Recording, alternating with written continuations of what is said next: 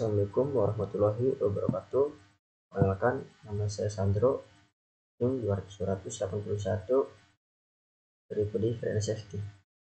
Di sini saya akan menjelaskan tugas kuis 1. Pengoperasional oil and gas.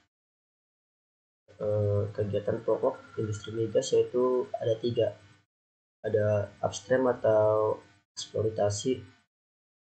Eksplorasi sendiri itu mencari atau mensurvey geologis permukaan tanah atau survei seismik. Terus ada midstream, itu ada transportasi itu ada tahapan dari hulu itu menuju hilir, pengangkutan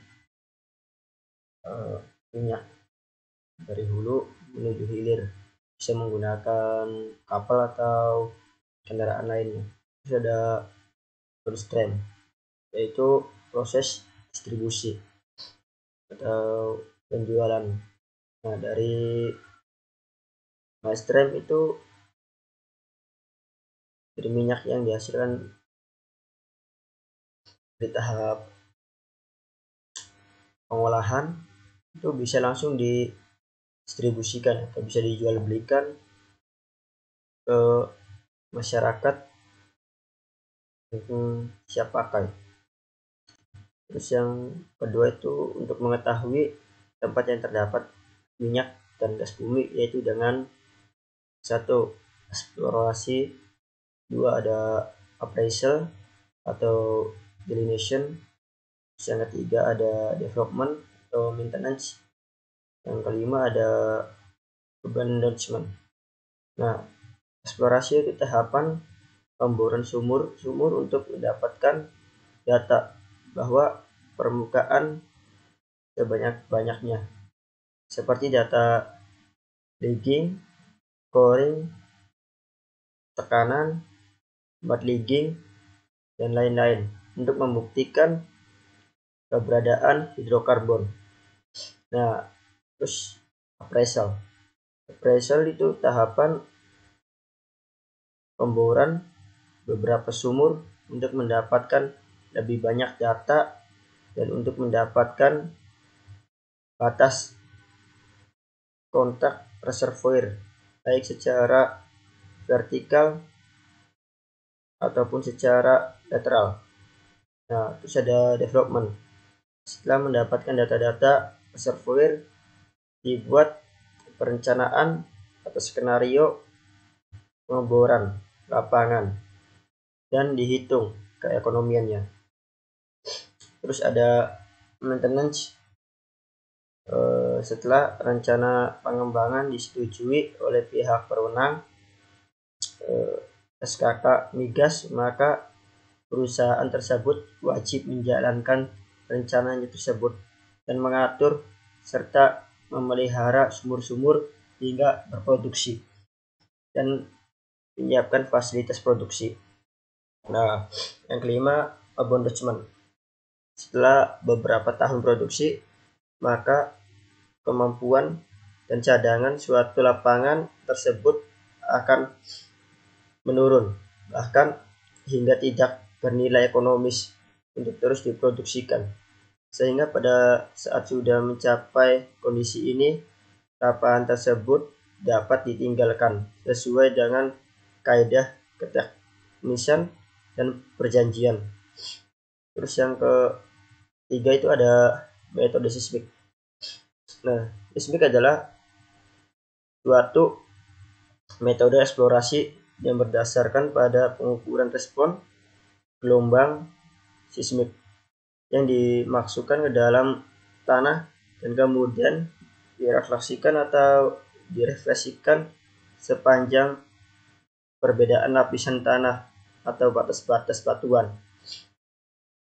Terus yang keempat itu ada syarat-syarat untuk mendapatkan migas harus terpenuhi. Itu ada tahapan, ada seal rock, reservoir rock, terus migration, terus traps, dan Silrox. Nah, yang kelima itu dalam pemboran ada 5 tahap, yaitu eksplorasi, appraisal, dan delineation. Yang ketiga ada development, yang keempat ada maintenance, yang kelima ada abandonment. Nah, eksplorasi itu tahapan pemboran sumur untuk mendapatkan data bahwa permukaan sebanyak-banyaknya seperti data logging, coring, tekanan, boot logging, dan lain-lainnya untuk membuktikan keberadaan hidrokarbon. Terus appraisal itu merupakan pemboran beberapa sumur untuk mendapatkan lebih banyak data-data dan untuk mendapatkan batas kontrak reservoir baik vertikal ataupun secara lateral. Terus development, setelah mendapatkan data-data reservoir, kemudian dibuat perencanaan atau skenario pengeboran lapangan dan dihitung ke ekonomiannya. Jika proyek tersebut ekonomis, maka selanjutnya yaitu perusahaan diwajibkan menganalisa tersebut secara pengembangan lapangan atau POD ke lembaga yang berwenang untuk mengatur segala kegiatan migas di suatu negara. Nah, terus ada maintenance. Nah, maintenance sendiri itu setelah rencana pengembangan disetujui oleh pihak berwenang atau SKK migas, maka perusahaan tersebut wajib menjalankan rencana tersebut dan mengatur serta memelihara sumur-sumur hingga berproduksi.